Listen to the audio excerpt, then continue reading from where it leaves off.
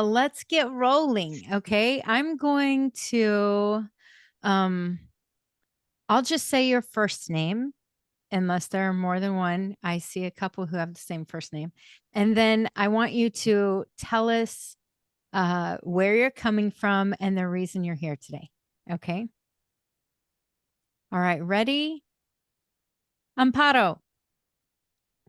Thank you. My name is Amparo Sanchez. I come from Jacksonville, Florida, and I am here because it says when the student is ready, the teacher appears. So I feel I want to go to another level with the Lord. Yeah, that's Awesome. it. Thank you. Okay. Thank How you. about Amanda Smith? Hi, my name's Amanda Smith, and I am coming from San Antonio, Texas, and I am a graduate of Kohen Gadol, and I'm here as support for you guys in this process. I'm really excited about this. Yay. Thanks. Did you hear that? She's a graduate. She just graduated in December from Kohen Gadol. So that's pretty exciting. Okay. How about Britta? My name is Britta Schneider. I'm from the south of Germany. And I'm here because I was very happy when I saw your invitation yesterday. I always enjoyed it so much when we prayed together and engaged heaven. And for me, it's so easy in a group and it's a lot harder by myself. So true. It's like this for everyone, just so you know. Yeah. Yes. Okay, cool. Thanks, Britta. How about Renelle?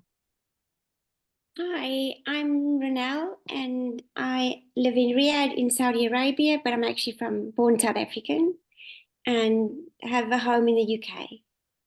So, I'm here today because Christine invited me and I've walked a long journey all by myself and I want to grow in the Lord, but with other people in a community.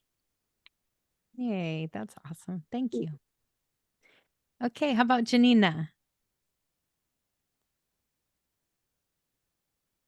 Hello, I'm Janina, and currently I am a new citizen in Mossel Bay in South Africa. And I'm facing many, many new challenges that are beyond the usual for me. And I say to Christine, I need to learn how to govern properly because I have a lot to govern. So I joined Kohen Gadol to learn how to govern properly. Nice. Thanks, Janina. Okay, how about Shelly?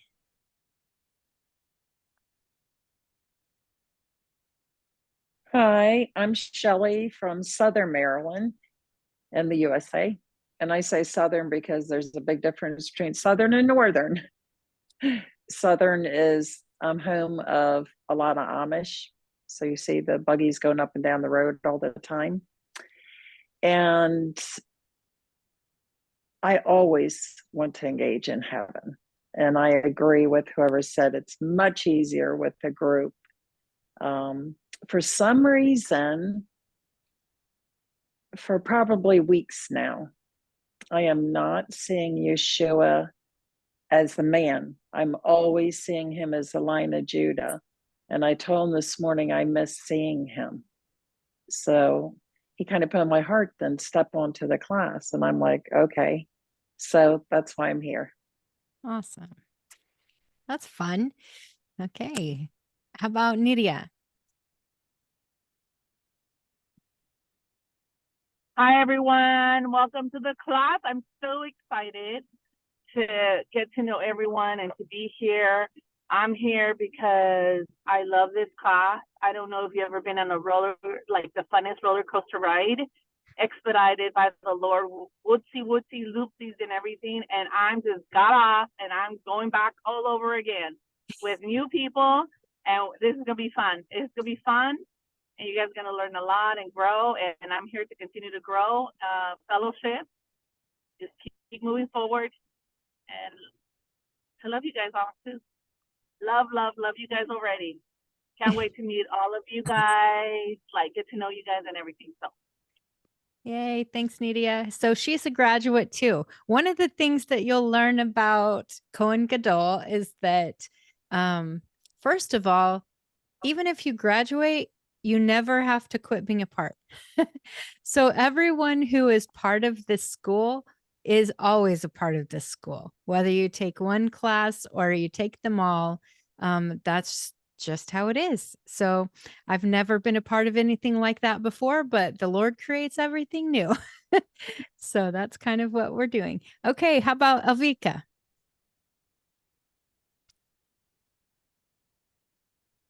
Ooh, let me rather put this off. I'm Alvika. I'm from Mossel Bay, South Africa too. I jumped on. I just missed everybody so much, and I loved them so much that I did the previous class today as well. So I might be doing both of them for the future because Christine said we can. I'm also a graduate, and she said we can join every single class. So I used to do that with Engaging Heaven, that intro to Engaging Heaven. I used to do both classes because I just don't want to miss anything. And yes, once you've been part of this, you just don't want to be without it ever again. Yeah, that's me. Yay, thanks, Elvika. Okay, and Amanda Hendricks. And by the way, I see that you said you can't hear me. Is this still a thing? Can you guys hear me okay? Yes? Yes. Okay, so Amanda Hendricks, can you introduce yourself?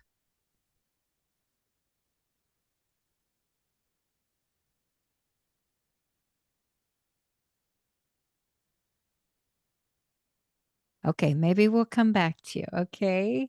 How about Mita? Should I show my face? Hi, everybody. Yes, if you can show your face, please. We would Oh, my love to hair's see a you. mess. Don't judge my hair. I will show my face in a few seconds. Is it clear? You look Can you- cute. Okay, quit saying anything. Hi. Hello, everybody. My name is Mita, and I'm in Randburg, South Africa. And I always love reconnecting with Christine and everyone. And I really miss engaging in heaven. So if God can bring me back to where I should be, alignment, I would really love that. That's Thank awesome. you. Thanks, Mita. And thank you for turning on your camera. Awesome. Okay, how about Grace?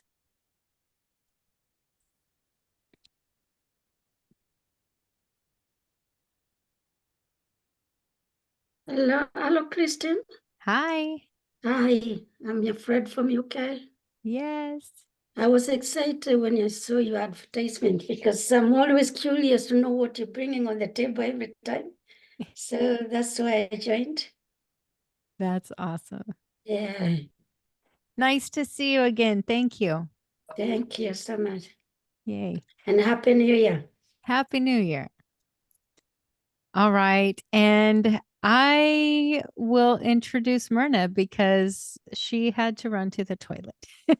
So Myrna is down there. You see her face, at least on her picture. She is from Sydney, Australia, and she is a graduate as well. And so I'm sure she's here just for the fellowship and the engaging and all the stuff. And I'll tell you what, one of the things that is kind of interesting about what happens is, even though, okay, so we have these graduates, you would think it'd be boring to go back through, but if anyone knows me, I teach according to what the Lord says at the moment. And so it's going to look different every single time. That's like, Shelly, you've been on, I think, every single one of the freebie classes that is always about the same subject. I'm just going to tell you, I can guarantee that you never get the same thing. Am I right? Yeah, it's true. I mean, this is how it works with all of us. So we have new people. All of us are reconnecting or connecting, and we're going to get something new from the Lord every time we connect together because we all bring different gifts. So, yes, Elvika says there's always something new. All right. So I'm going to introduce myself. I know most of you know me, but you may not know everything about why I'm here. So I'm Christine. I go by Christine in the heavenly realms. So you're welcome to call me Christine or Krish. That's what people usually call me in class, but you can call me whatever you want. All right. Or I could quote my grandmother, call me whatever you want. Just don't call me late for dinner. And so, yeah, it's cool. So I'm going to say I'm from Kansas, from Wichita, Kansas in the United States. And I am in freezing cold weather right now. In fact, below freezing cold weather. It is well below freezing here and it's crazy cold. So I am very happy to be inside in a place where we have heaters. I know not everyone around the world in this class has heaters, but we do. And I'm excited for that because I don't know how I could survive this weather otherwise. But I'm here today really because the Lord has called me to do something very different for me and different for, I don't know that anything like this has ever been done before. It is pretty crazy how this school has come about and what the Lord is doing in it. So oh gosh, it's been about a year and a half ago, the Lord called me to start new classes. Well, I didn't know what that meant. Actually, it was really interesting because I mean, probably some of you don't even know about all this, but I went through a divorce.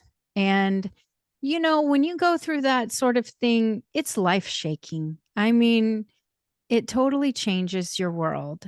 And for me, I've been a stay-at-home mom doing ministry, just, part-time as the Lord leads. And, but I am a minister at heart. I homeschool my kids. And so I couldn't just go out and get any job. I went to school for ministry.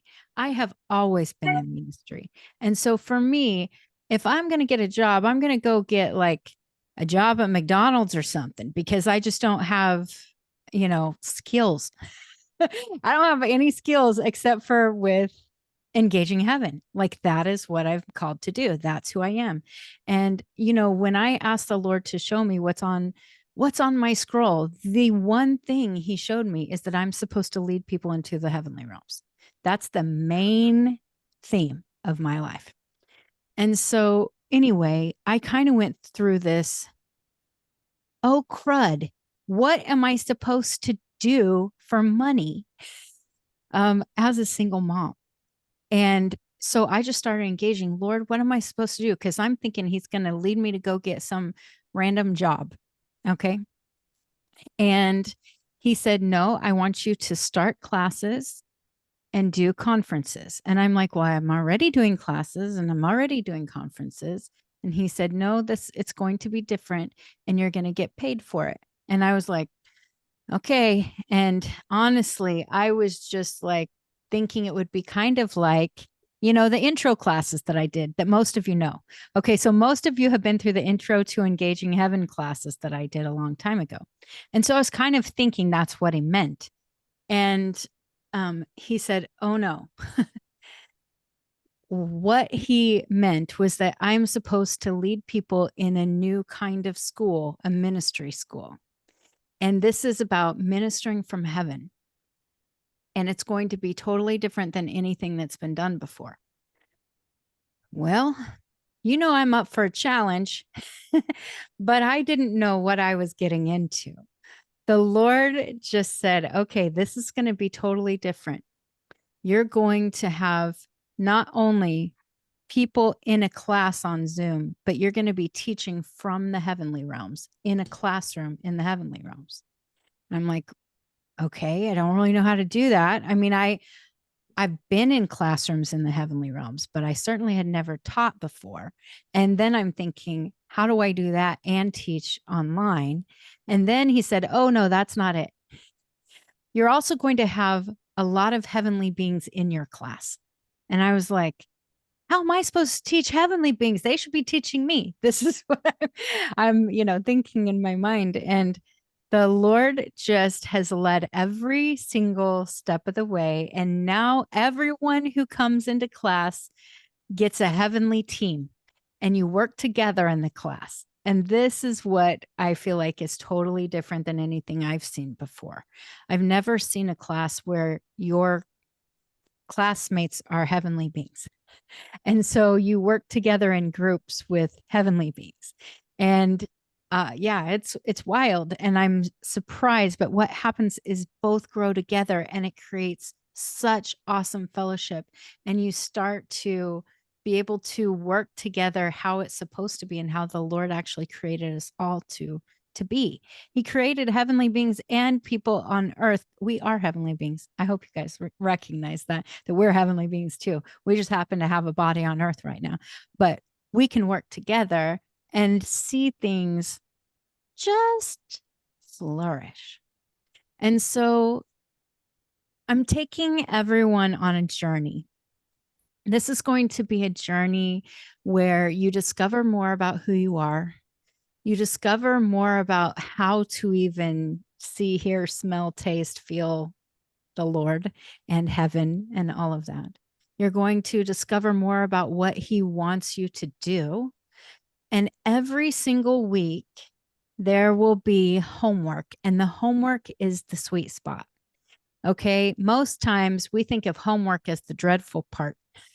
Okay. At least when I went to school, that's what I was always like, what kind of homework do I have to get done?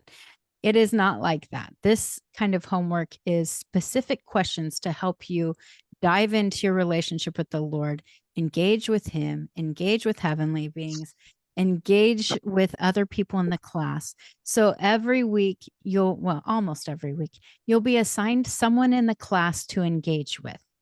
And so you'll just plan, okay, Shelly, I'm going to engage. Can you engage on Tuesday at 7 p.m.? And then we'll engage together and go over the homework questions and engage the homework questions together. And so it's really kind of nice because, Britta, what you were talking about, how it's just harder when you try to engage alone, right? It's like that for everyone. I'm like this. If I am engaging alone, it is way harder than if I'm in a group. And if I'm with another person, at least one other person, things open up just way easier. And so that is the cool part, because when you go, I don't know, it's been a long time and I'm just not seeing anything, you start engaging with someone else, and all of a sudden you start to see, hear, feel, be reminded, whatever, of things. And they do too. And so you're helping them, they're helping you. And even if the Lord says, oh, you don't need to engage this week, you don't get an F for not being able to engage it. You just do whatever the Lord leads. And that is the best part, because you're growing in your relationship intentionally every single week. And so my favorite part is the homework stuff, to see how people are growing through it. Because when you are intentional and you're not just like, okay, Lord, what do you have for me now? Which it's okay to do that sometimes, right? But especially when you have an intention and you're going, okay, this is what I'm focusing on today. How can I learn and heal and grow and all of this? Because you're going to go through a lot of healing, a lot of growing, a lot of things in your relationship with the Lord, to then be able to impart to other people. Okay, so this first class, we're concentrating on Kohen Gadol according to the order of Melchizedek. Okay, so Yeshua, came as the Kohen Gadol, which is high priest. I hope you know that's what that means. If you don't, now you do. So high priest according to the order of Melchizedek. I don't know if you know who Melchizedek is, but he is a person who he was the first one ever to be both priest and king. I don't know if you remember, but in the Old Testament, they had kings who could not be priests and priests who could not be kings. He was the first one who could be both priest and king. And so when Yeshua came along, they said he is the high priest under the order of Melchizedek. So he is both priest and king. And this is what he calls us to, is to be priests and kings. He is our high priest, okay? I want to be super clear that he is the King of Kings and the Lord of Lords. He is our high priest when we are priests. That doesn't mean that we won't have authority to do the things that he does, because he even said himself that you will do even greater things than I have done. And so we know that he has set a standard. You will do all these things and greater, right? So if we are going to do all the things that Yeshua has done, then we have a whole lot to learn. And so what we're doing here today is we are abandoning the milk. Okay? We're abandoning the milk and we are saying, I'm ready for some freaking meat. Okay? So please, if you're not ready for the meat, kindly step out, no judgment. But this is a place for the meat. Specifically, the Lord told me that when I was to do these classes, I'm not supposed to start on the new believers. I'm not supposed to start on the ones who are just kind of growing. These are for the people who are sold out, ready to go real fast. Okay. And so you might go, I don't know if I'm ready. Ask the Lord, because he's the one who can make you ready, and he's the one who will tell you if it's time. So the most important thing is to, in this class, ask the Lord about everything. Don't assume anything. Don't say, oh, I don't know if I'm good enough. These are not words from him. Okay. They're not words from me either. If you wonder, you need to ask the Lord, is this for me? Is this for me right now? Because you know what? This is something I really admire about Shelly. Shelly has been on this freebie class a million times, and she asked the Lord every time, is it time yet? And because she already knows that she's called to be in this class. She's even had some of her heavenly team revealed to her and all sorts of things. But she always says, is it time yet? And I think that that is the most admirable thing, because you don't want to just hop on because it's a good idea. You want to hop on because it's for you. And so today, as we talk about being priests and kings, let's talk about what that really means. Okay? Because I don't know, a lot of people are talking about the order of Melchizedek, but not many people are talking about the how-to, right?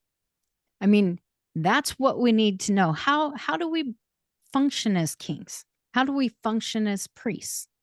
Have you ever thought of yourself as a king? Have you ever thought of yourself as a priest? Think about it for just a second. Would you say, yeah, I'm a priest? Or would you be like, aren't those just Catholic? You know, I mean, do you think of yourself as a priest? Do you think of yourself as a king? I want to give you an example about how the Lord has like given me a little reminder here and there. Okay. When I do this and a reminder, that means he's slapping me across the face very gently. Okay. The Lord is never mean to me, but he gives me lots of reminders like this. And I appreciate him for it, by the way. But I have to tell you, I sometimes have a problem. One of my main problems that I've struggled with in my lifetime has been really abandoning the poverty spirit. Okay, so that's something that was just passed down to me. And I have really done a lot of work to abandon that. Now, let me just ask you, if you know of a king, think of a king. Okay, I can think of like, you know, England. All right, I'm thinking of a king. If you know of a king, does the king worry about if he's going to be able to pay his bills? How about if he's going to have enough to eat that night? You know, he's not going to worry about any of that stuff because it is already his. Everything is his. Whatever he wants is his. If he wants a ribeye steak, then he's going to get a ribeye steak, right? Okay, I'm thinking of president here because I'm from the US. So I'm thinking of the president. He's like the king here, if you will. Yeah, he gets what he wants. He has a chef on board and a lot of them who are catering to his every want or need. If he decides that he wants a Diet Coke today, then he's going to have a Diet Coke today. And if he decides that, you know, he's just going to have water, that's what he's going to have. If he decides that he wants purple sheets instead of red sheets, then he's going to get them. And this is something that he never has to worry about where things are coming from. So for me, I've had a lot of these moments, okay, where the Lord has to remind me of my kingship. But yesterday, I had one of these moments. Yes, I'm still growing, okay? Just so you know, we're all growing together.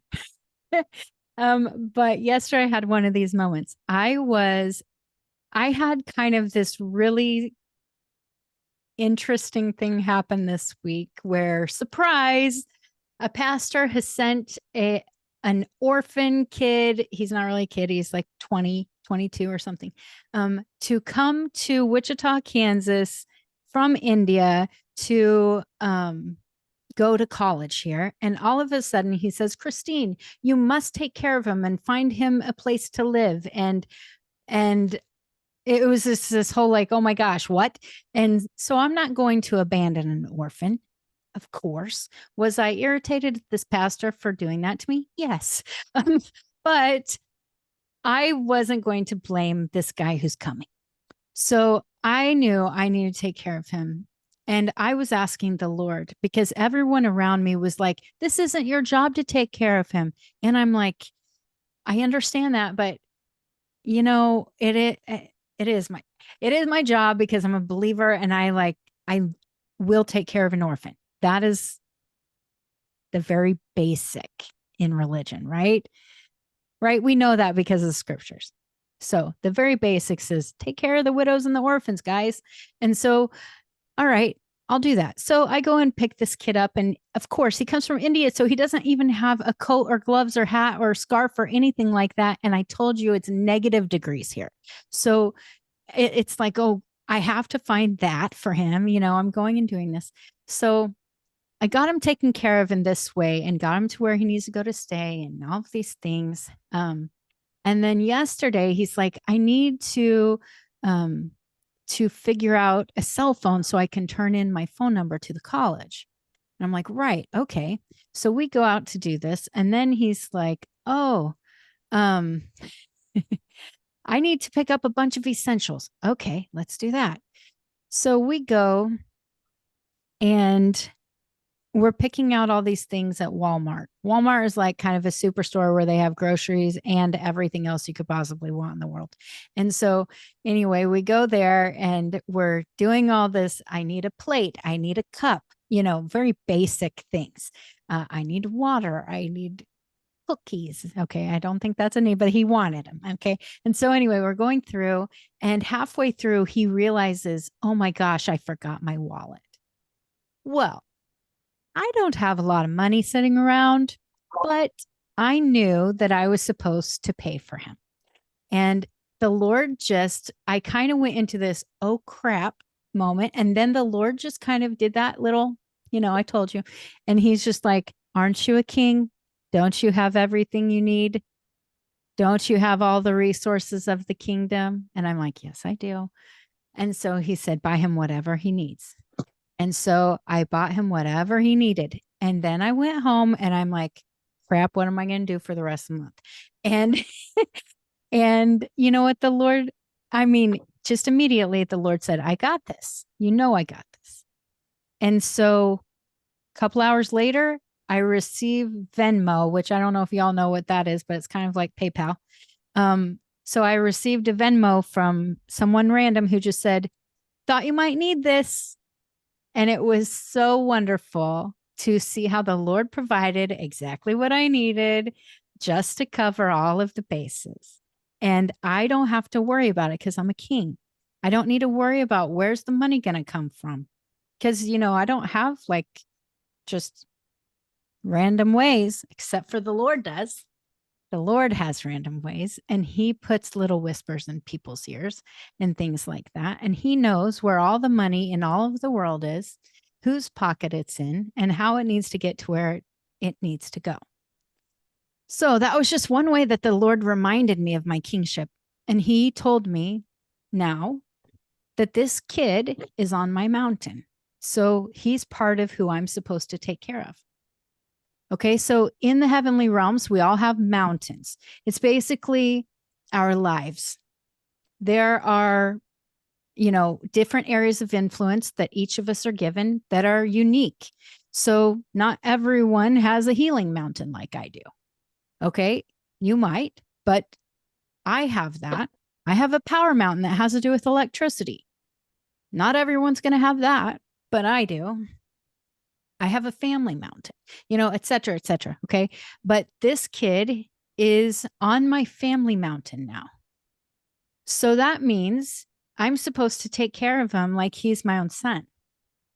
And so I need to make sure that he's where he needs to be. I even had someone tell me, you need to just drop him off at the homeless mission. They're the ones who deal with homeless people. And I was like, are you kidding? Ever do that? Hey, welcome to America. Let me drop you off at the most dangerous place in town. You know, that's not what I'm going to do. Would I do that to my daughter? No. Okay. I would hope that someone would not do that to my kid. Well, this kid is the Lord's kid now. So of course I'm going to take care of him like he's my own kid.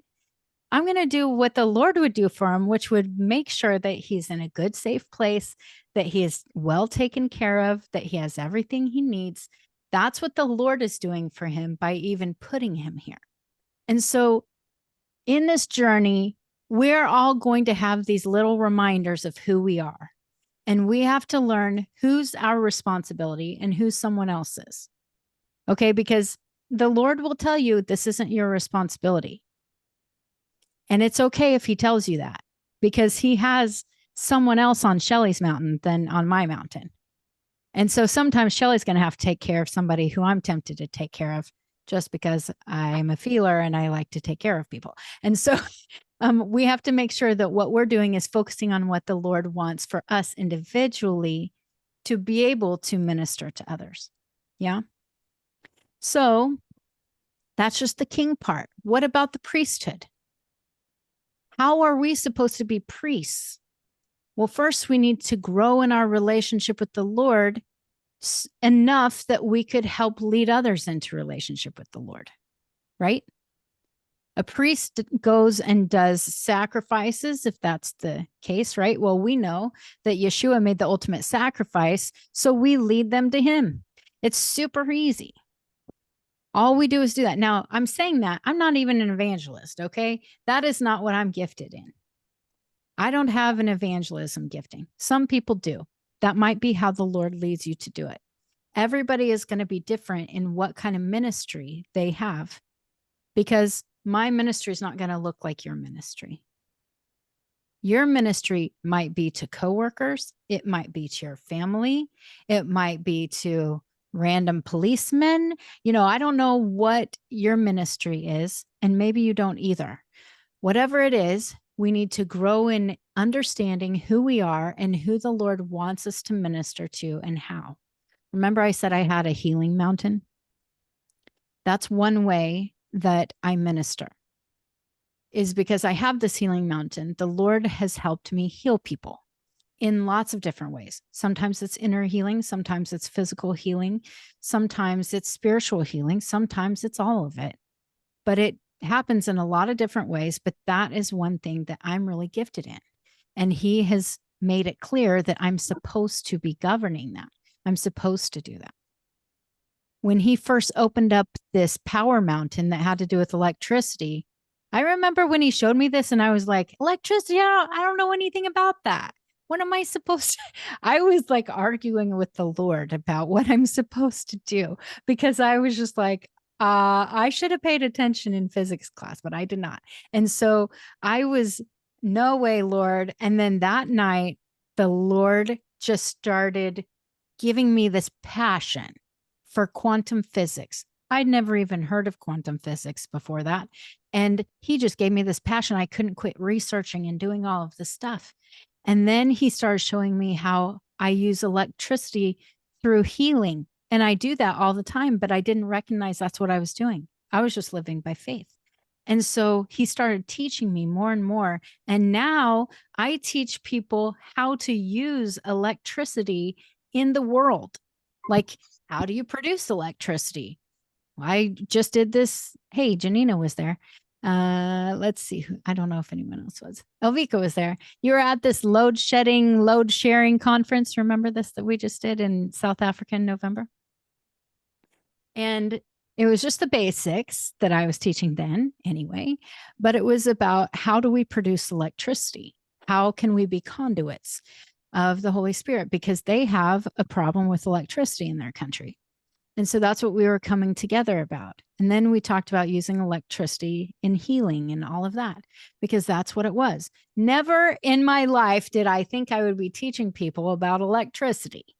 Okay, that was not on my radar. And so only the Lord can show you these things.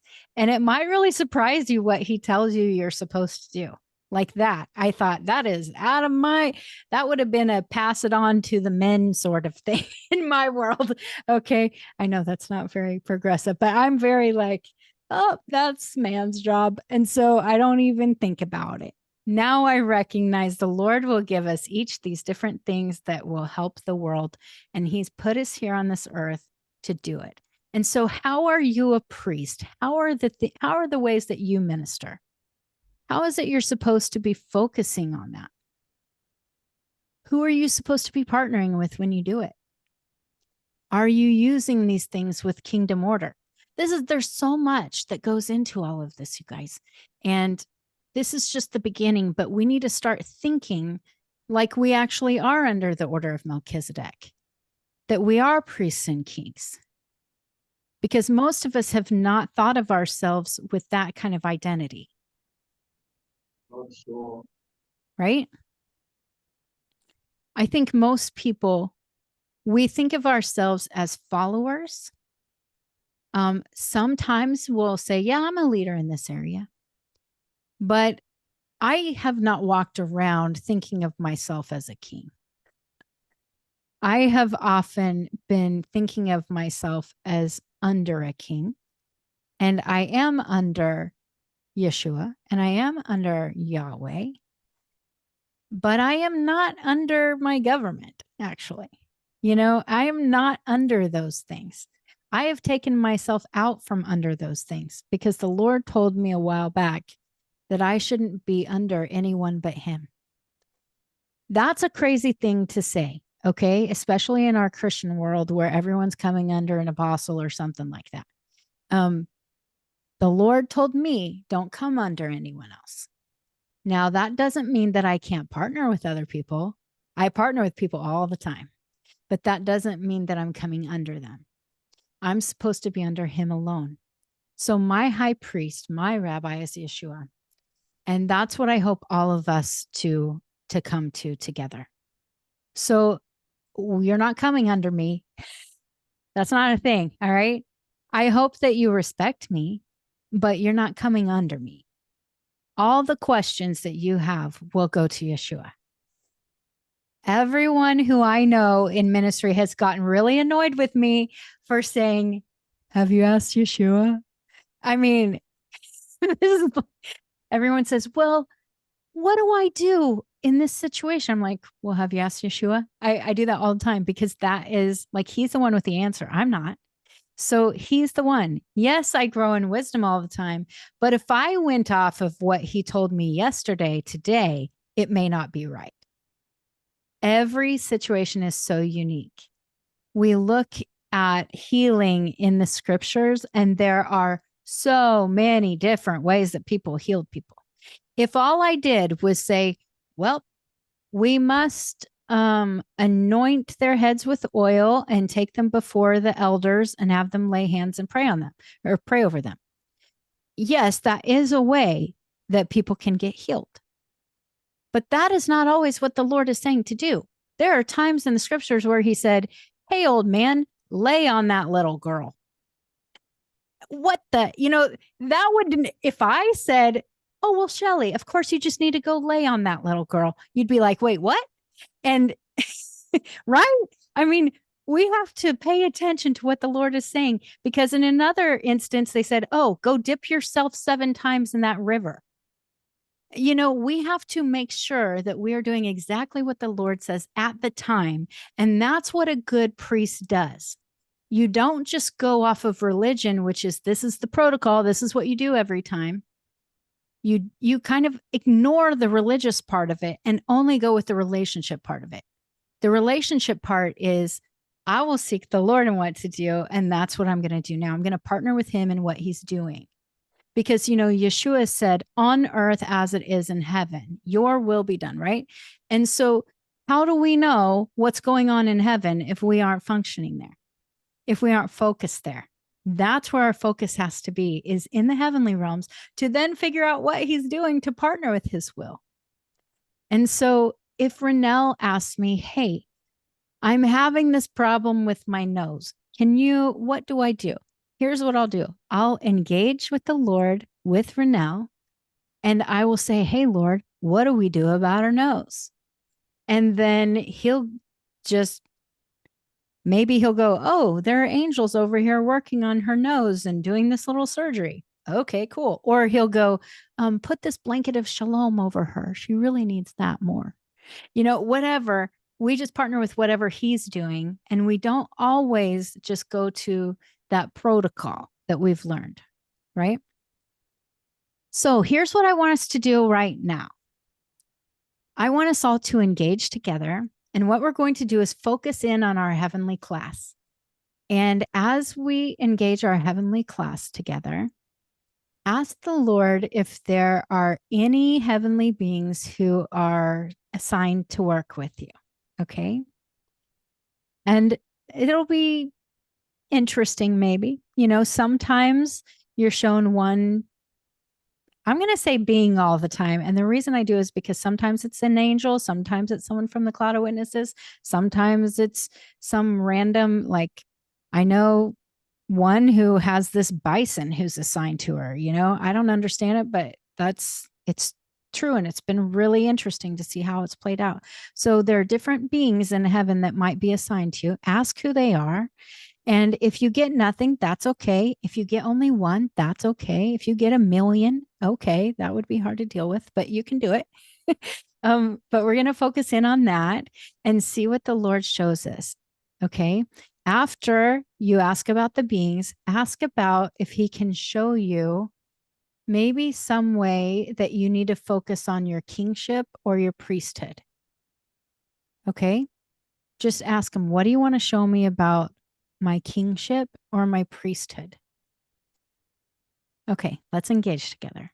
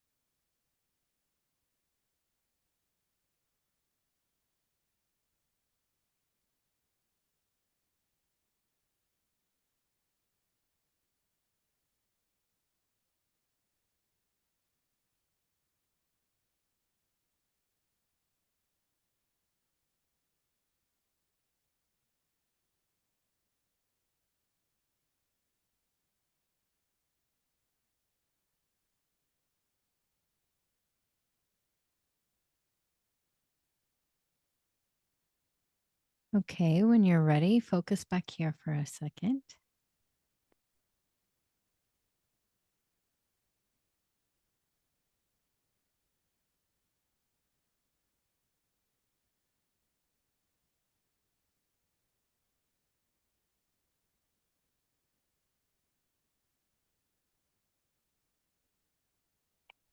Okay, here's what I would like for us to do. I'd like for us to share just a little bit, and not everyone has to, just if you feel comfortable doing it. Okay, because sometimes people are just resting and aren't really seeing anything at all. And that's okay because there are times for that. So, but what I'd like for us to do is to share. And when we share, I want everyone else who's not doing the sharing to try to engage what they're saying. Okay. And so this takes a little bit of practice. But I have made this a practice for a long time and been surprised at how much I get from someone else describing their experience. I start engaging their experience and I will see, feel, hear something, whatever they are experiencing. And then sometimes I'll get revelation of my own from the Lord as they're talking. So let's practice. Okay. I just immediately see Shelly. Shelly, you got something, don't you? I have a new iPad, so I have to learn all these new buttons on here. I can get very frustrated because once again I said, "Is it this time, Lord?" And he's like, "Not yet." So I'm like, "Well, why am I on this, Lord?" And it was kind of unusual what he showed me. It's what I've been doing, but he took me into this building in heaven where the hosts lived, the soldiers, and he was going before me. And once again, I just saw light. I knew he was walking next to me, so I see his light in front of me. It's the only way. We were walking, it was like he was inspecting the troops. All these hosts were lined up, and I was walking with him, looking at all these different kinds of angels and beings that are part of the warring. And I'm like, okay. And then I saw this tree, a really old tree. It actually looks like the tree in my yard. And I felt like he was saying that I'm supposed to partner more with that tree. And this sounds really weird. He was showing me how many birds and butterflies that he's sending to my property and to continue to feed them, which I was like, okay, aren't we supposed to be in the classroom? I don't know what's going on here. So then I said, okay, what about the king part, Lord? Because I'm a lot like Christine. I'm having a hard time with this. I have the priest part pretty down pat, but not the king part. And he took me to my mountain. I saw a throne sitting there, and he said, just take your seat. Like you've been standing and looking at it, take your seat. Which I didn't realize I did take a seat. I never saw the throne before, to tell you the truth. I've always seen the mountain, and I'm standing up. I'm never sitting down. I'm always running through doing something. So he just said to me, just take your seat. So I struggle a lot with what you're saying with, oh my gosh, our septic, something happened to it. I need to get that fixed tomorrow. Where's that going to come from, Lord? You know, I have the same thing, a poverty mentality. And I think it's from having parents who were born at the end of the Depression, because they always said, you're never going to have enough. That was their mentality. So I'm fighting that. But he's just saying, just take your seat. So I'm going to practice taking my seat. And once again, he said, I don't know when he's going to say I can take the class, but I didn't even see the classroom at all. He took me immediately to where Michael's building that houses these humongous huge angels. They're huge, inspecting the troops. So I guess I'm talking to the trees out back still, feeding the birds and feeding the butterflies. That's what I'm supposed to be doing. So that's Well, it. you know what? As you were talking, the Lord was showing me things, of course. And so, one of the things that he was showing me that I think is good that you're in this class today because of this, and everyone I hope will glean the same thing. First of all, I forgot to tell you guys about the awesome other leaders in this class. Okay. So, Arias, who is an angel of mine, is not just of mine. Okay. He's not of mine, but he is of mine because he's in my heart. But he's a wonderful angel. He is one of the teachers in the class. Okay. So you will hear from Arias at some point, and it will be a strange experience for you, I'm sure, but you will. And Lady Wisdom as well, and then Melchizedek. So Melchizedek is also in charge of the trading floors in heaven. And so one of the things that I was just seeing for you specifically, but I feel like everyone could benefit from this, is that poverty mindset. He was asking for you to trade it in. Okay. And so you go before the Father, before the throne.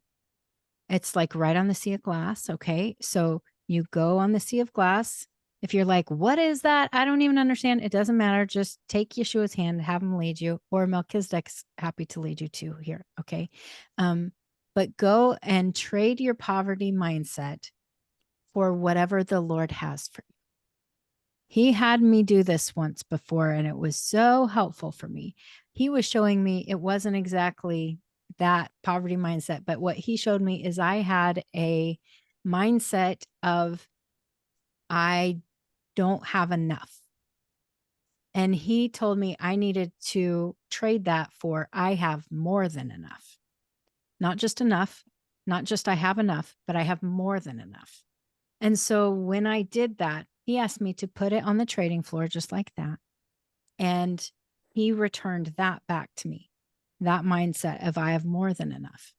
And what I did was I committed to take that mindset and really make it part of who I am.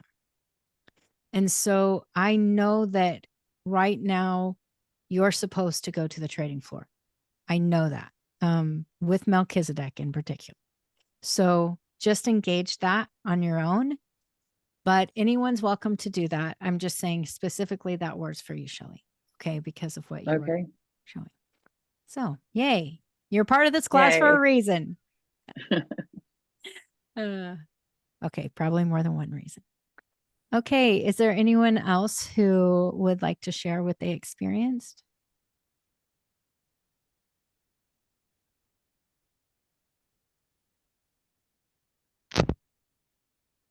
Did I unmute or somebody? You can share, Amanda. Oh, okay.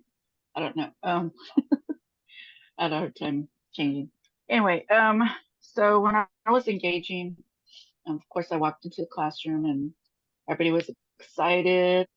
I was excited, and I saw Lady Wisdom, and then I went up to the very front, and Melchizedek was there, and I showed honor to him, and but he was like, you know, you worship the Father.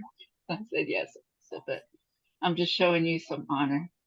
And he said okay, and but what's been going on with me this past week is, I was having a lot of pain in my back, and so I was engaging with my body, and there's kind of kind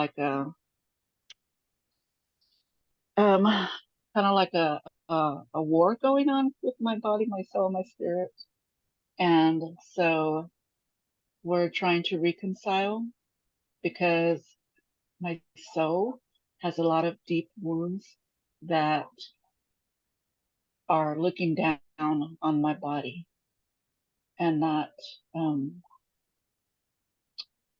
look how do I say it, just things that have been ingrained to me from when I was a little kid.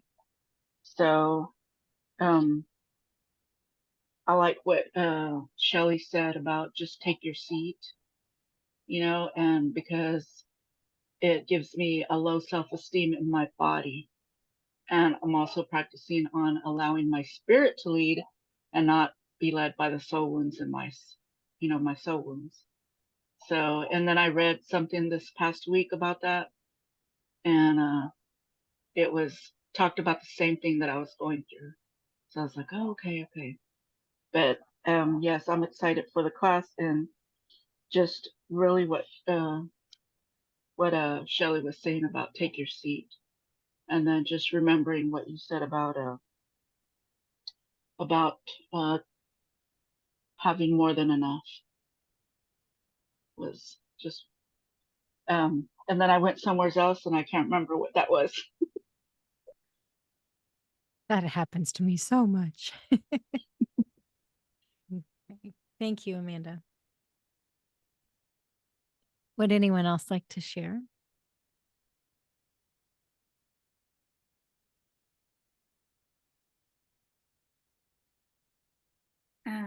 Yeah, hi, good morning. I would like to, I heard the name Albina, and I said to the Lord, what is that? Is that angel? Any angels is, trying to come. And then, and I heard, yes, this is an angel, and it is signed his name, her name, or his name, Albina. And the meaning of it is, I don't know, it's engineering, white, bright, and it's for grace. It's beauty and grace, and that's what it is for. It's for the heart or something like that. So yeah, I was engaging through that, and I said, Lord, how come I didn't see anything else? He said, that's very important to say. I said, okay. Awesome. So. Thanks, Myrna. Awesome. Janina, I saw you raised your hand too. Do you want to share?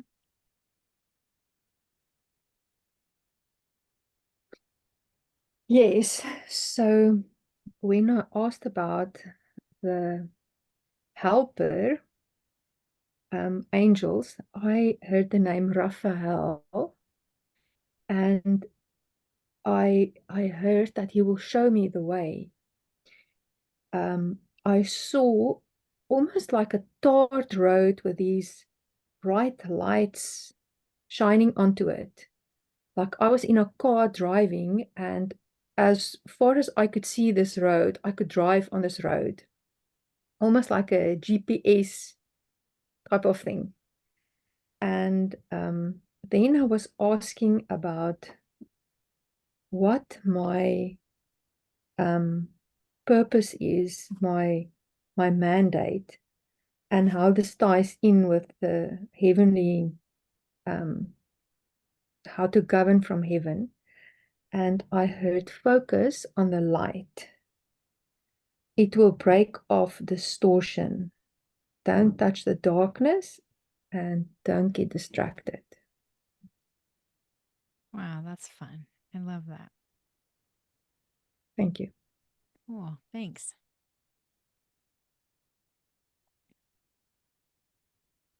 All right. Did anyone else like to share?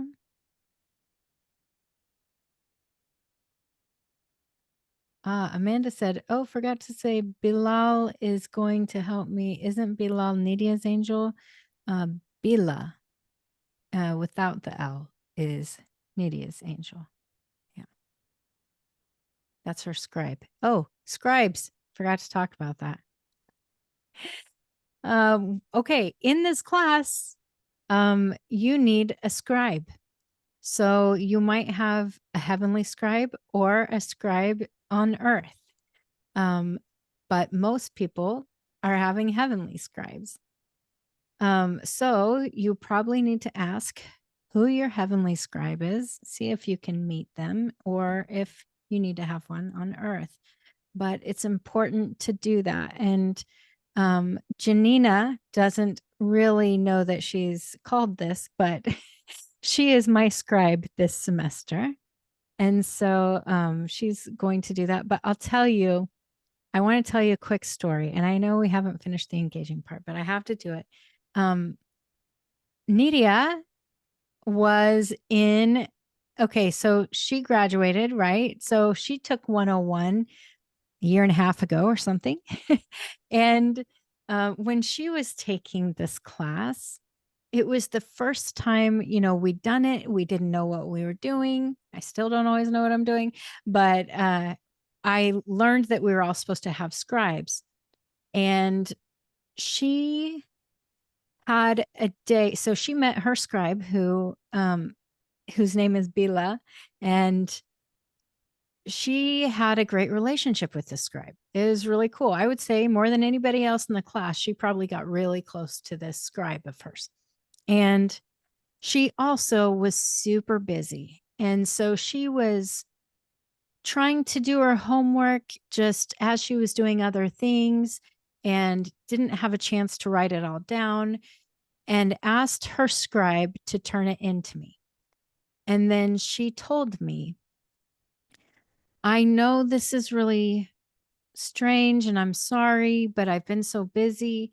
But I asked my scribe to turn it into me, or to turn it into you. And so I was like, man, I hope she wasn't just being lazy. This is me in my mind being honest, Nidia. Okay, so I'm sorry. I may not have even told you this, but I was like, oh man, did she really do that? Because I'd never heard of anyone doing that.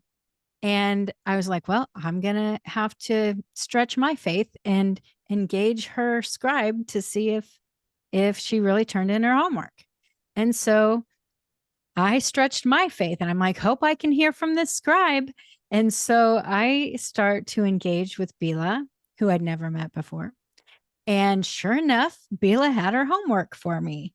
And it was so cool, except for she forgot one question. And so it's so funny how, and I'm thinking, I am stepping out on faith, like by saying, hey, you forgot to do a question. And Nidia ended up going, you're right, I did forget a question. And so anyway, it was an excellent experience for us. But what I learned was she thought that she was not doing as well as everyone else in the class because of this.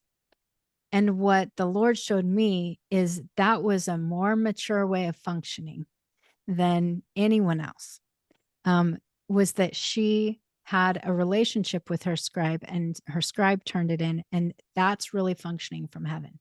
And so anyway, we all learned from this and we all started functioning more like this. But I just want you to know that sometimes that can happen.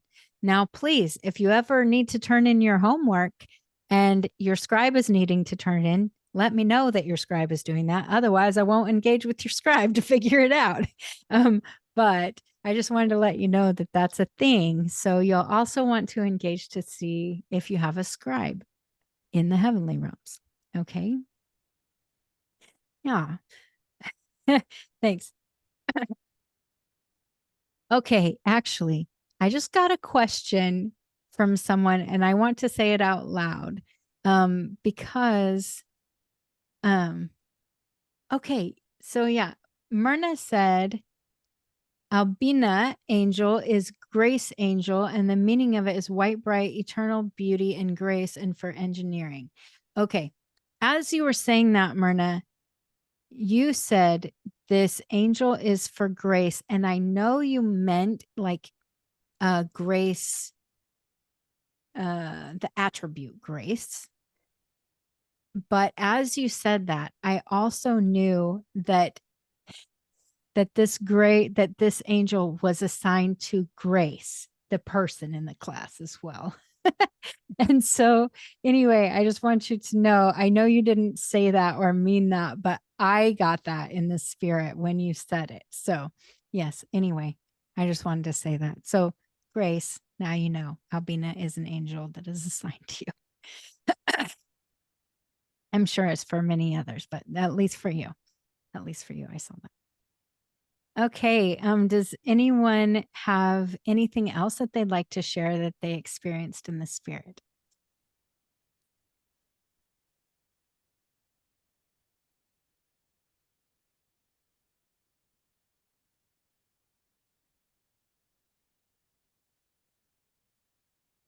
Okay, let me just tell you, I saw a little bit more I wanted to share.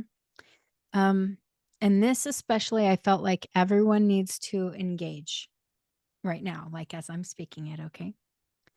I saw everyone in the class with all the heavenly beings too. Everybody formed this really giant circle, and everyone was holding hands. And somehow, what this did is it made everyone who was kind of timid to be able to be strengthened. And so, see yourself holding hands with everyone else in the class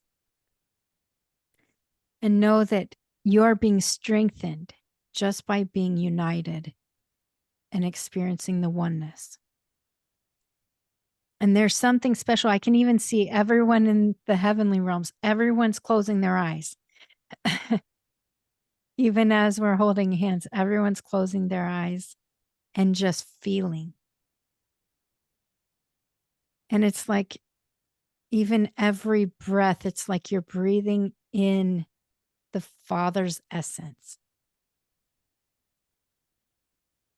And as you're breathing out, it's like you're breathing a part of you out to become part of the one.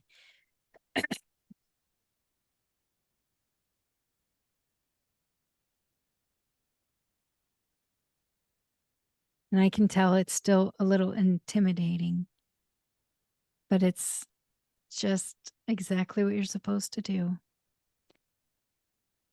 Elvika said, unity, our arms are entangled.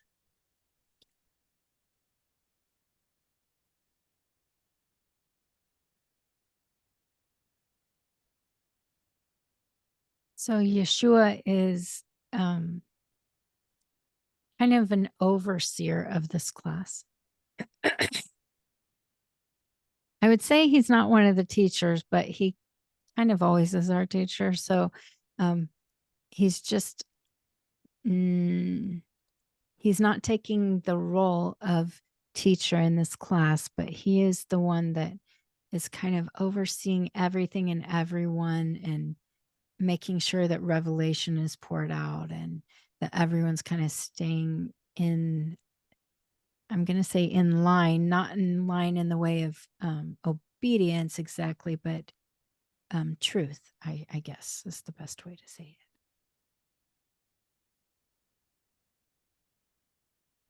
Thank you, Lord. Well, we just want to give praise to Father.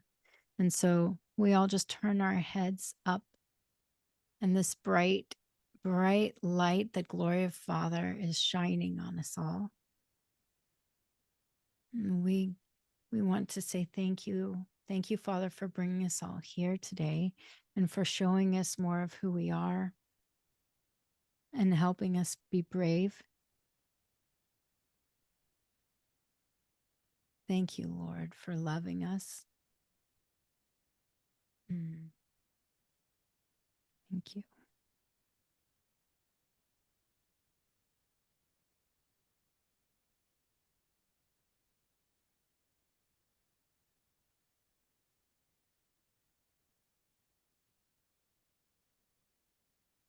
So now why don't you take a moment and just see if you have a heavenly scribe.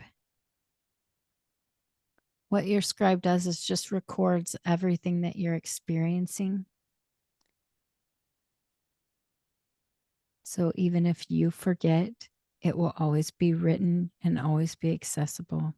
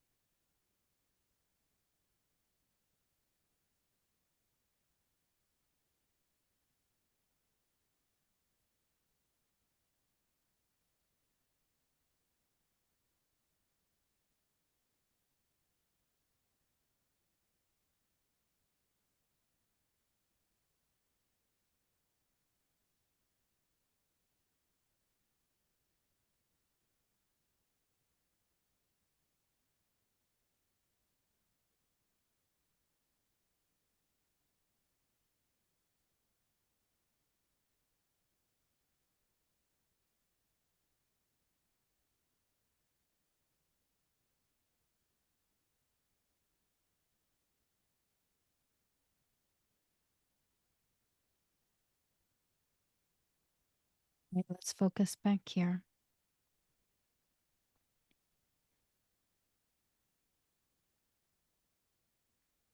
All right.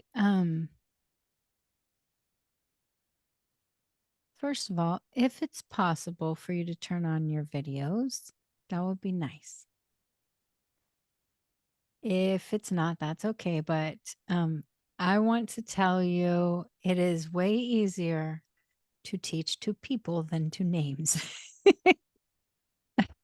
And that's just one of those weird hangups that I have. But that's something all the people in my class probably have heard me say a million times.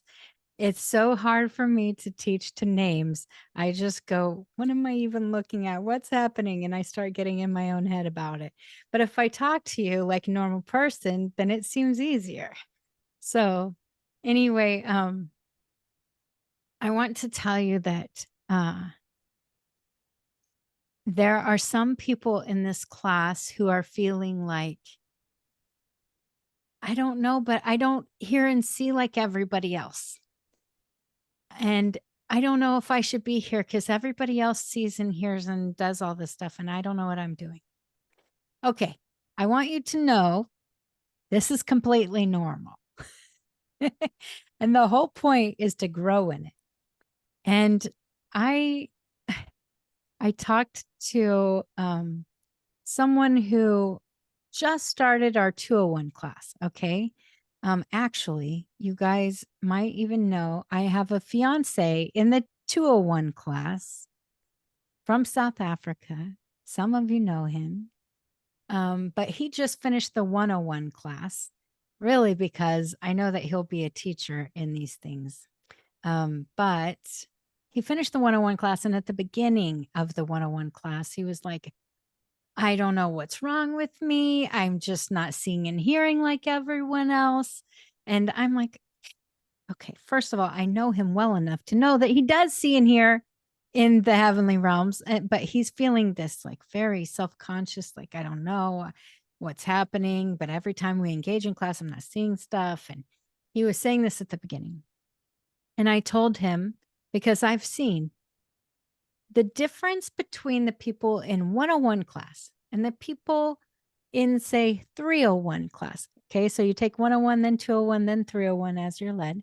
And so, like, here are graduates: Myrna, Elvika, Nidia, Amanda. They've all been through this class and all of the classes now. And there isn't a time now that it's very, very rare, I should say, that they don't see, hear, taste, smell something, okay, feel in some way, get some sort of revelation. It's very rare if they don't get that. They were all like this at the very beginning. It is so funny and I'm sure you guys don't even remember being like this, but when you started 101, everybody was saying the same stuff to me. I don't know. I can't hear and see like everyone else.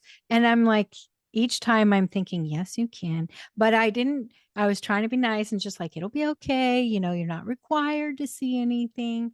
But as we grow and practice, now everyone's like, yeah, that's just normal life. I've always been like this, haven't I? You know, that's how it seems, because you just grow and grow into it. And so I want you to know, if you are feeling like, what's wrong with me? Why can't I see anything? Or why am I struggling? Don't worry. Just rest in the Lord. Okay. Because the best thing you can do is simply rest in his presence and then glean from other people and start to see, hear, experience through their experiences. And then it will grow and grow. And pretty soon you'll forget that you were ever like that. Okay. And I especially want to tell you, the more you speak to yourself and you say, I can't see, I can't hear, you're going to not be able to see and hear. Okay. So you need to make sure that you are speaking to yourself what's actually true, that you are a citizen of heaven. You know, Ephesians 1 says that we are seated in heavenly places with Yeshua. We are already there. So if we are there, We need to learn to be able to focus there. We aren't actually ascending. We're not going anywhere. Okay. It's okay if you want to call it that. I'm not going to call it that. I'm going to call it engaging, because what we're doing is we're interacting with heaven. That's what we're doing. Okay. So when I engage with Mita, that means that I am going to talk to her. I'm going to listen to her. I'm going to look her in the eye. I'm going to do that. If we are meeting on Zoom and the technology gets crazy, we'll turn off our videos, but we'll still be engaging with each other. Like we'll talk to each other, listen to each other, still something. So even if I'm not seeing her, I'm still engaging with her. It's the same thing when we're engaging in heaven. We may not have all of it working perfectly, but what we can do is engage it. And so we just interact with it. And so if I am able to just feel his peace, I'm interacting with him, right?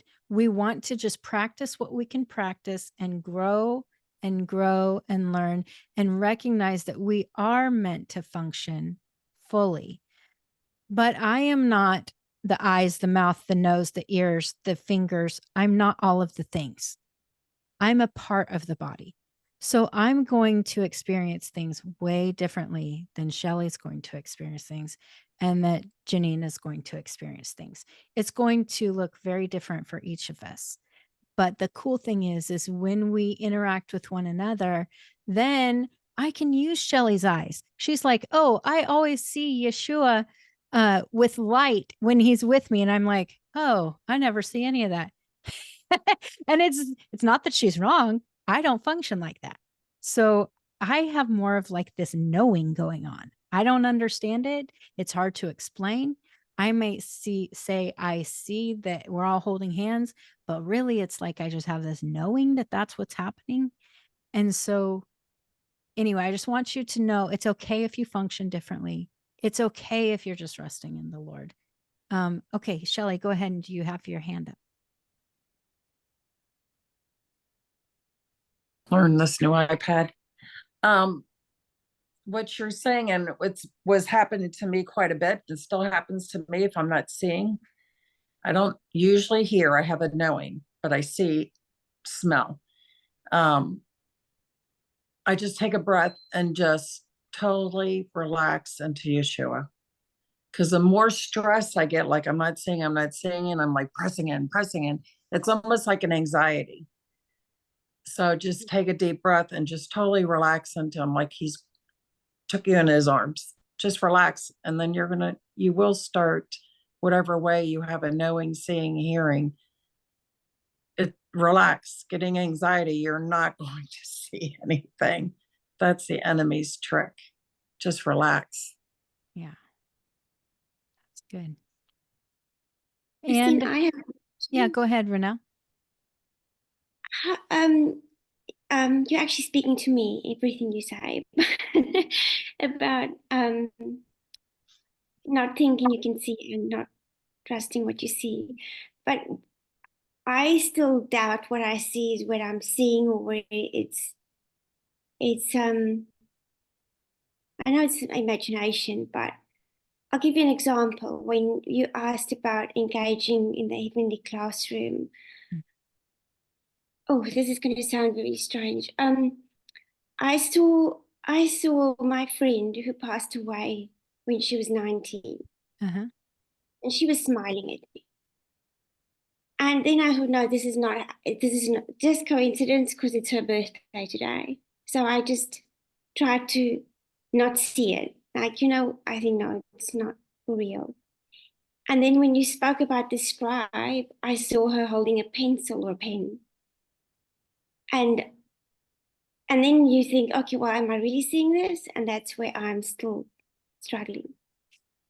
Well, okay, here's what I would do. First of all, if you're ever struggling with that, one, ask Yeshua to control your imagination and see if you're still seeing that. Two, just ask, is this real? Just ask that.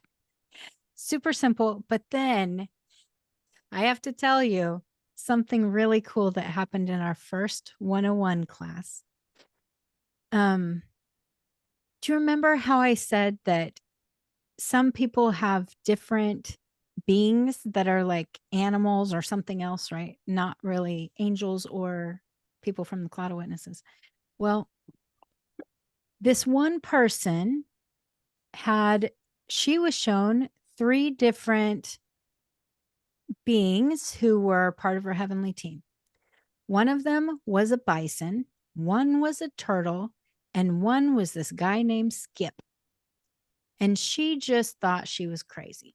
She's like, no, this can't be right. And why would someone in heaven be named Skip? And, she had like all this stuff going on. Now, she told me about it and nobody else. Then someone else in the class said, I know this sounds crazy, but I keep seeing like my dad, who's in the cloud of witnesses, in the class with us. But he's not like right with me, but he's in the class. And she's like, this is so weird. And she said, his name is Skip. And I was like, ha, this just happened, and it was so cool to see both these people thinking they're crazy, for what they're experiencing, but it was real. And so I just wanted to encourage you that it might seem like, no, that's too much of a coincidence. No, that probably isn't true. I'm going to guess, especially since you saw her twice and once with a pencil, that she really is assigned to you and she's probably working together with you still. So that's exciting. I mean, I think it's exciting because I don't know. We have spent a long time. Okay, I'm going to talk from my own experience. Because I say we, not everyone's the same. I came from, as I became a Christian, I was a Protestant. Okay.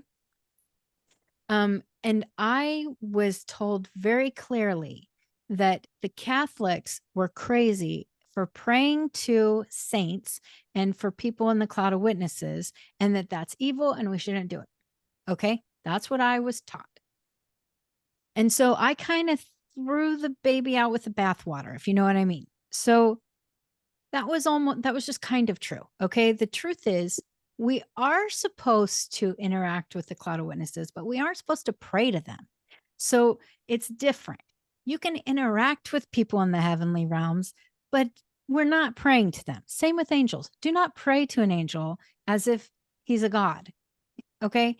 Like we are interacting with them just like we're interacting with one another.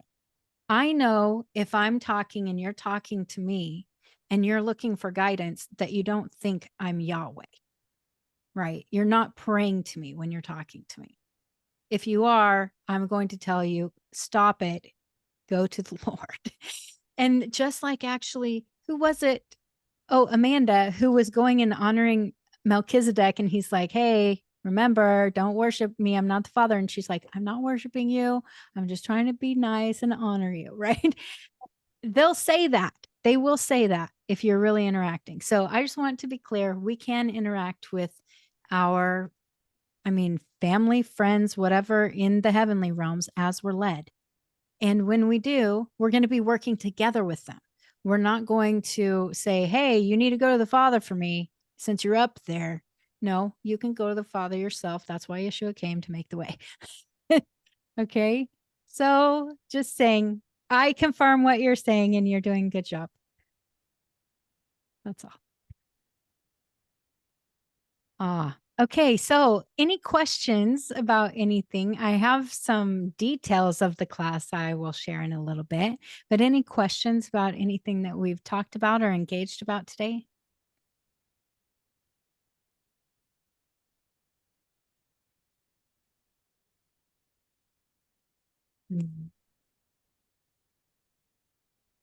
Okay, if you do, write it in the comments or something.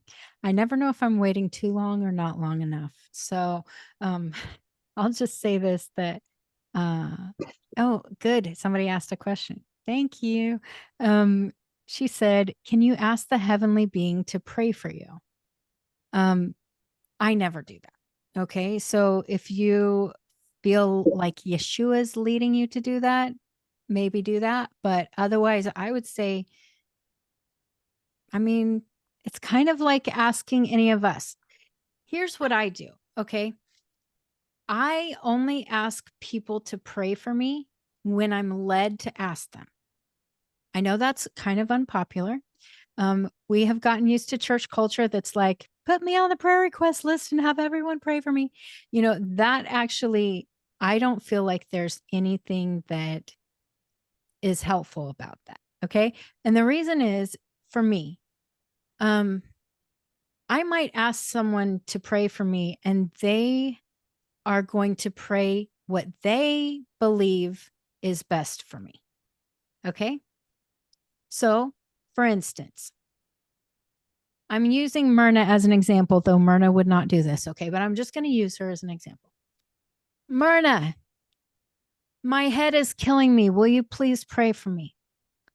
And she'll say, oh, sure. And she'll pray, oh, Heavenly Father, in the name of Jesus, I cast out the spirit that is causing this pain in her head, and her pain must go away in Jesus' name. Okay. That's what people do all the time, right? But actually, the Lord's will in this case was that instead of that, that I would grow through this pain and that I would focus more on Him. But she didn't know it because she wasn't pressing in to see that that's what the Father's will was. She just prayed what she thought the Father's will would be, right? So what I do now is if I feel led to ask for people to pray for me, I only ask the people who I feel led to. So today, actually, I did have a headache and I felt led to ask the group who is, we call the Priests and Kings group. So it's the people who've been in Kohen Gadol. The Lord told me to ask them to pray over my head. Okay. So I did. And I asked them, and that's what I was supposed to do. But I didn't ask my family member.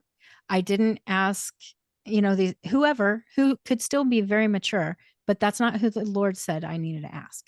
So I'm going to only ask who the Lord is telling me to ask. If you feel like the Lord is saying to ask your heavenly being, no matter who it is, why not? If I can ask Myrna to pray for me, I could ask some dead relative to pray for me too. But I'm only going to do that. And when I say dead, they're really alive. Okay. I'm just going to be clear. These are people who are alive in the spirit in the heavenly realms. Okay. But I'm only going to do it when Yeshua leads me to. I'm not going to just do that because I think it's a good idea. That being said, I'm not going to do pretty much anything without being led. Okay. If I do, I might be stepping outside of Father's will for me. And so, am I perfect? Do I always fall in line with that? No, but I really try. I try to only do what I see the Father doing, like Yeshua said. So that's what I aim to do. And I pray all of you aim to do the same thing. So no matter what it is, that you just go right back to Yeshua every time. Go back to Him. He will show you the way to do it and the way not to do it. And He might go, you don't need anyone to pray for you. I'm here and I'm doing it for you, or whatever, it'll be okay. Great question. Yes. And I think, okay, this person said Catholics ask Mary to pray for them. That's true. And, I don't really fall in line with that. But that doesn't mean that, someone can't be called to have Mary pray for them. I don't know. I'm not going to analyze their relationship with the Lord, but that's not how it works with me. So I won't just say a Hail Mary and think that something's been done. That's not how it works in my relationship. So I hope that makes sense. All right. Any other questions? Elvika. I don't want to ask something. I just want to share something. Sure. I was led to ask my heavenly team. It was something specifically that I was really praying and trusting the Lord for. And I was led to ask a third of my, yeah, it was so interesting because it was very specific.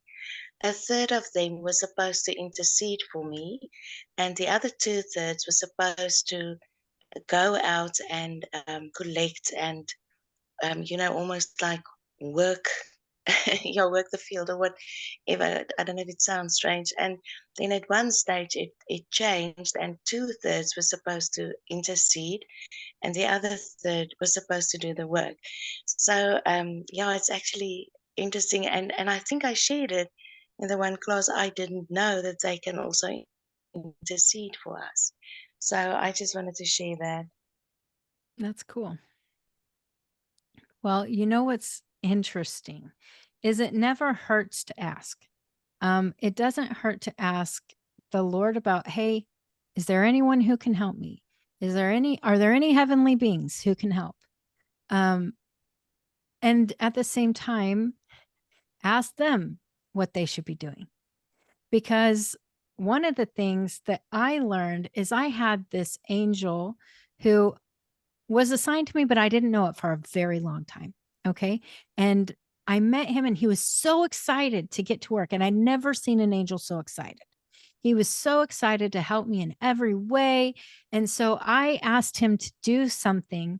And he said, no, I can't do that, but I'll find someone who can. And it was so funny, but awesome to see, like, he's listening, he's learning, he's doing the same thing, and he knows what his lane is, so he knows what he should be doing, and I know what I should be doing. We can work together, and even if it's not what we think should happen, we can ask. We can just say, hey, what's up? Is this possible? I would say it's better, instead of even to ask someone else, to ask the Lord. Just like I could ask Flucia to go get me a glass of water, and she'd probably be like, I'd be happy to, but I live in South Africa, so it's not very practical, right? And so we know that we might have gifts, and it might not be the time for me to use my gift in that situation, right? And so we need to understand it's the same with heavenly beings. We're all like this. Yeah, easy. Okay, any other questions? Comments?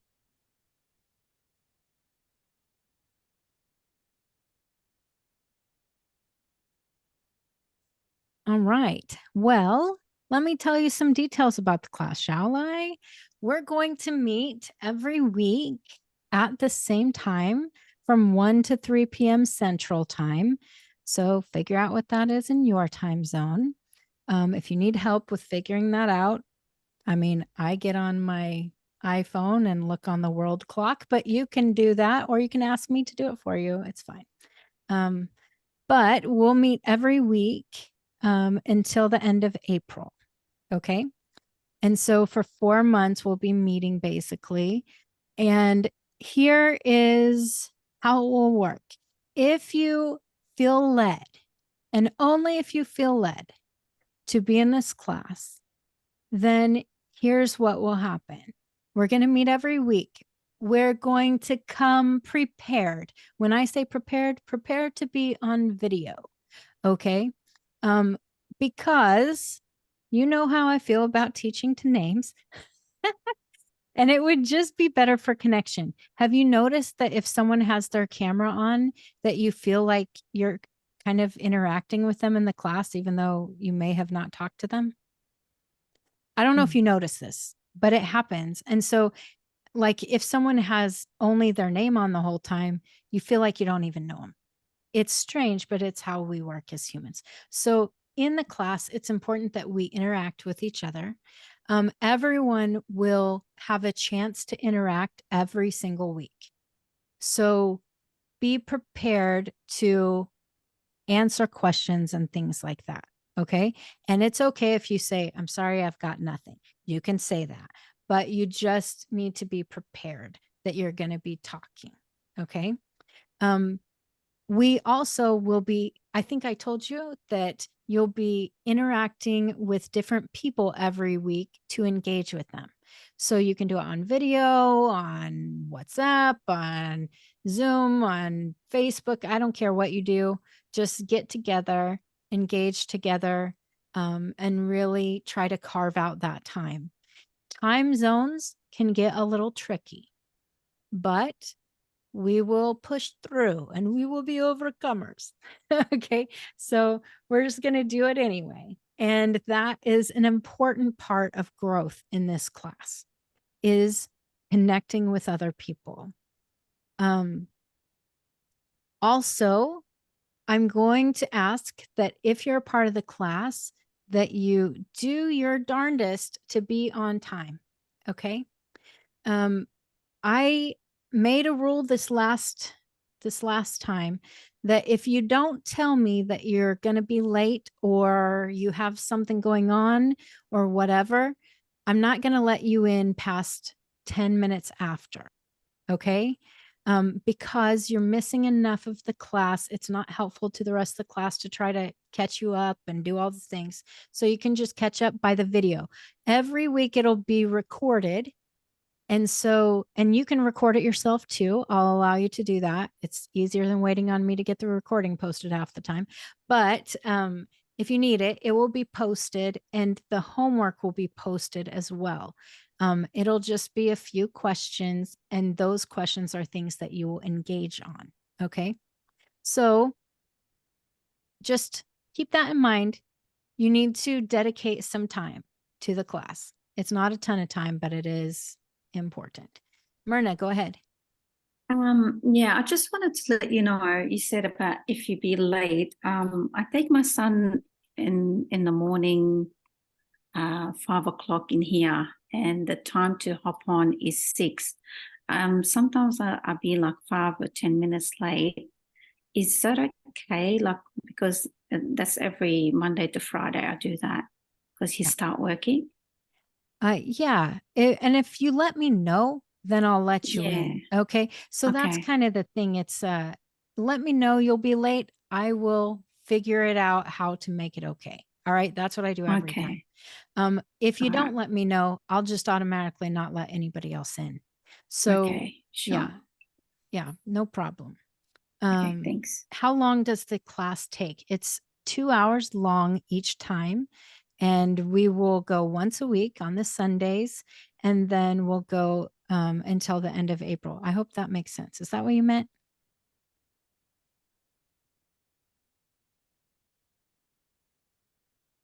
Hopefully so. Okay.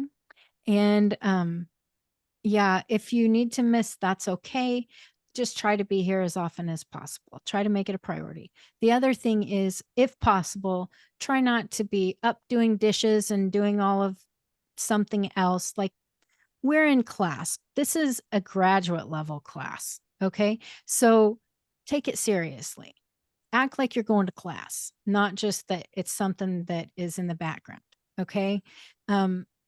Obviously, things happen. You might be traveling and have to be in a car or something like that. It happens.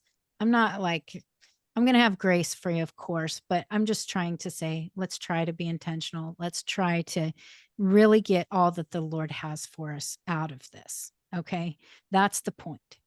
And good question. How much does it cost? This is important. So it's much more than I ever thought the Lord would say.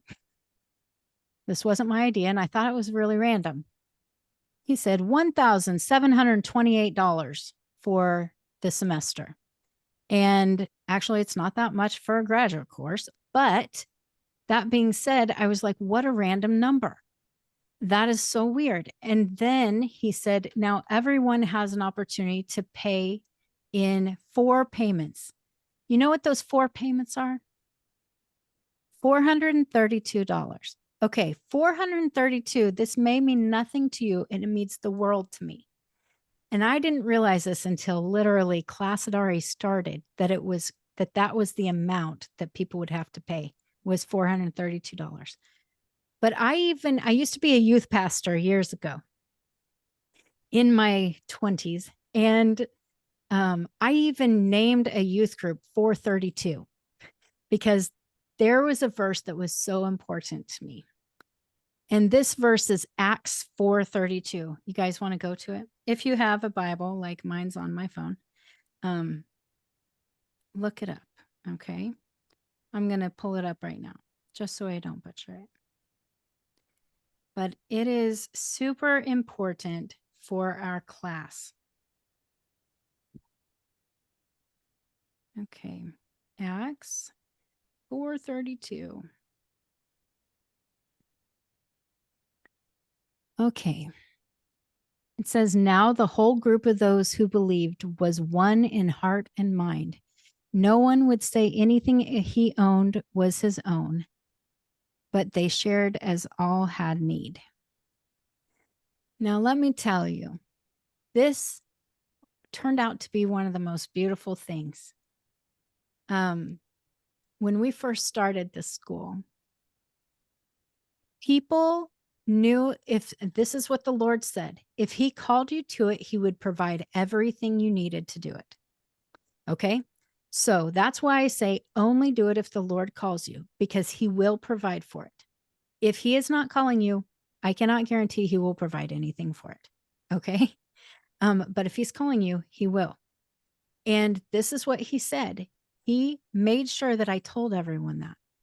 Then when it came time, the people who did it by faith, and the Lord provided.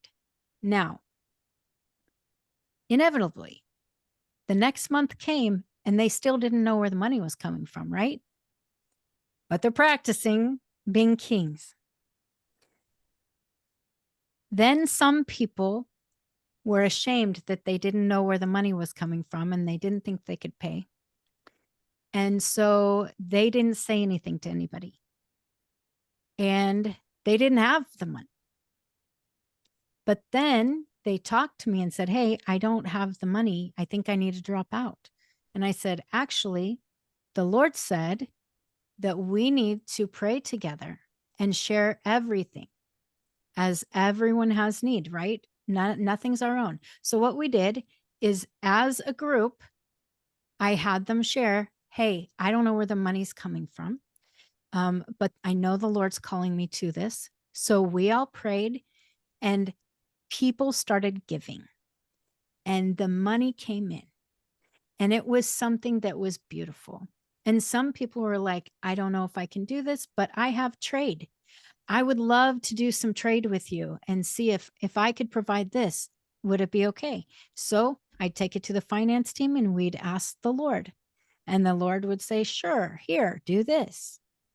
And so I just want you to know that if the Lord calls you to it, he will provide for it. And it may be scary to step out on faith and share things that you don't share with other people. Okay. So part of this group is being of one heart and one mind, and really being vulnerable with the hard places. It's not just going to be money. It's going to be all sorts of hard places that come out when we're in this class. You've got to know that vulnerability is something that is super important and very, very good for you. It is scary as hell, but it is so good for you. Okay. So that's what we're going to do. We're going to be vulnerable and we're going to be open, and we are going to be of one heart and mind. And if somebody has a need, no matter what it is, if it's a health need, if it's a money need, if it's, I'm going to court need, whatever it is, we're going to rally around each other and we're going to really put it before the Lord. So this class is not just a place to learn, it's a place to really connect. We're going to really connect with each other. We're going to be community with each other, and we're going to really work as one. Okay. So like I said, $1,728 for the whole time. You can do it in 4 different payments. The best way is, every month. Okay. So that's how the Lord said that you can do it. If you need help and you don't know how it's going to work, talk to me. I'll get you in touch with our finance team. They'll help you deal with the finance part of it. I have stepped completely out of the finance part of it. So you can ask me all day and I'll know nothing. The Lord told me, this isn't good for you to be their teacher and do the finances. And so anyway, you don't have to deal with me, but I'll tell you, the people on our finance team are full of the Spirit and absolutely wonderful. One of them is my sister, and one of them is another brother in the faith, I'll say. Okay. But it's good. All right. So here's what I'm going to do. I'm going to give you the link if you want to go and sign up. All right. When you go and sign up, it will say the full price there. I'm going to give you a code to use to just do a fourth of it. Okay. Like if you want to pay in 4 different times, then I'll give you a code for that. I'm going to put it in the chat box. And also, Janina, if you wouldn't mind, could you just record the list of every single person who's on? If you haven't already. Do that for me if you will. And then I can also try to get these things out to everybody if I am friends with them. Okay. Everyone. I'm going to write it down right now. Okay. Oh, by the way, there's another perk. I call it a perk. Hopefully you'll think it's a perk. But if you are a part of the class, every week I give you a free session with me. So that means you can either just get advice, talk about your life, or engage together. Usually it's helpful. You'll be going through different homework things, and sometimes you'll get caught up on something or have trouble with something. You can always come and meet with me. Okay. So I'll just put that out there that you'll get a free session every week. I don't know if you know, but usually it costs $75 for a half an hour with me. And so when you're in my class, you're like family. Okay. Okay, there's the link. You guys see it, engagingheaven.as.me/ministry school. Okay. And then here is the coupon code to use. It is in all capital letters, pay for.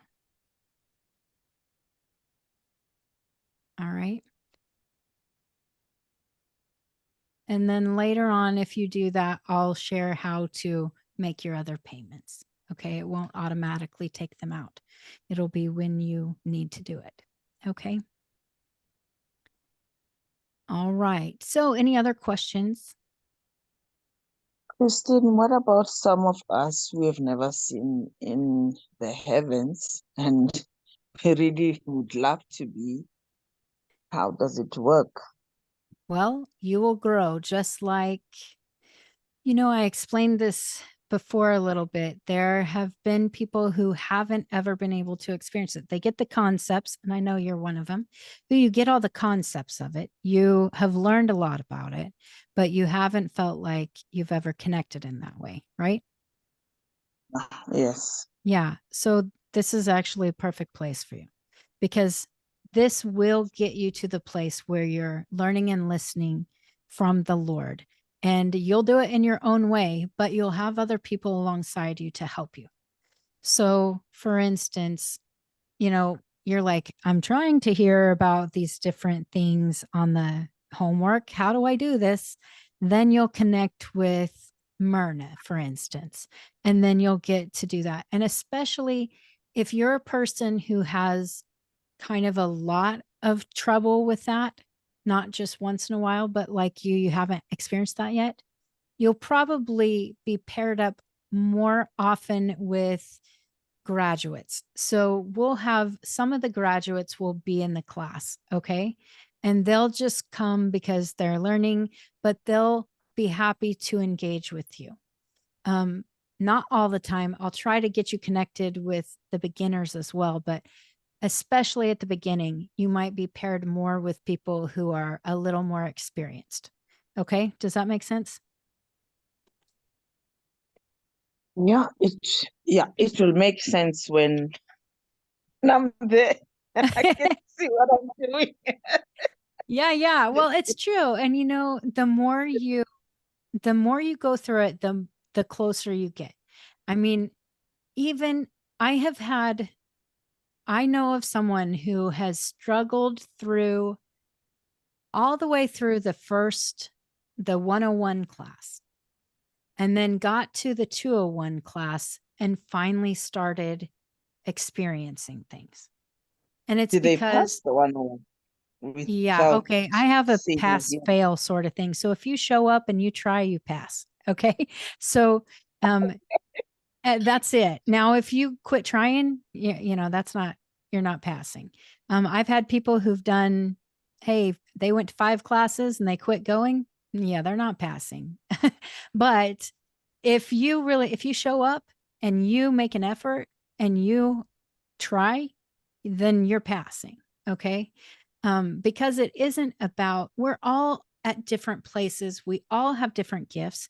And this one person who I know who struggled so much at the beginning was very strong in the spirit in their faith walk and really functioned well in the spirit realm of the earth, just really struggled with hearing, seeing anything in the heavenly realms.